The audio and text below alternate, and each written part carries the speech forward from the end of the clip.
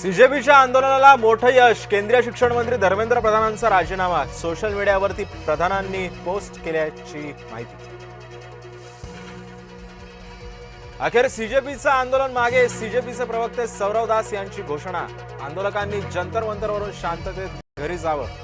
सरकारसोबत इतर मागण्यांवरती सुद्धा चर्चा सुरू. दास यांची माहिती. शिक्षण क्षेत्रामध्ये धर्मेंद्र प्रधान यांचा मोलाचा वाटा. भाजप परिवार धर्मेंद्र प्रधानांच्या पाठीशी. प्रधानांच्या राजीनाम्यावरती फडणवीसांची प्रतिक्रिया. सर्व आंदोलकांवरील गुन्हे मागे घेणार. आत्महत्या केलेल्यांच्या कुटुंबियांना आर्थिक मदत मिळणार. केंद्रीय मंत्री जे.पी. नड्डा यांची माहिती.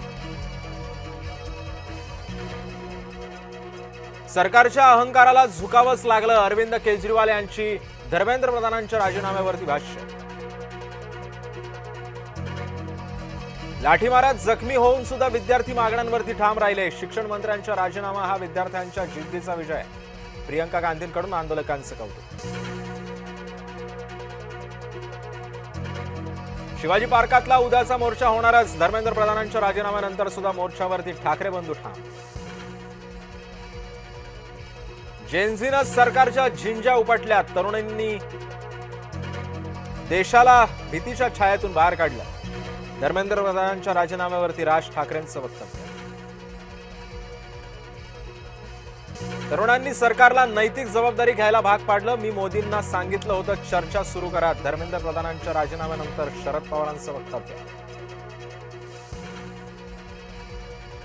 धर्मेंद्र प्रधानांच्या राजीनाम्यानंतर विद्यार्थ्यांचा देशभरामध्ये जल्लोष. मागणीला यश आल्यानं विद्यार्थ्यांचा आनंदोत्सव.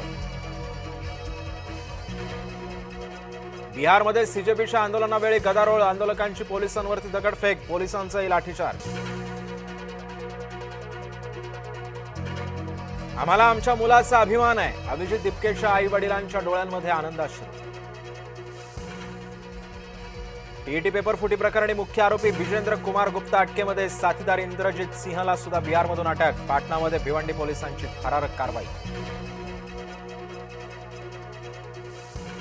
अकोल्याच्या बाळापूरमध्ये पोलिसांनाच केला अल्पवयीन मुलीवरती अत्याचार. अत्याचारानंतर मुलीचा आत्महत्येचा प्रयत्न. प्रकृती गंभीर. कोमात असल्याची माहिती. नाशिकच्या नांदूर मध्यमेश्वर धरणातून मोठा विसर्ग. निफाड सिन्नर महामार्गावरील पूल पाण्याखाली.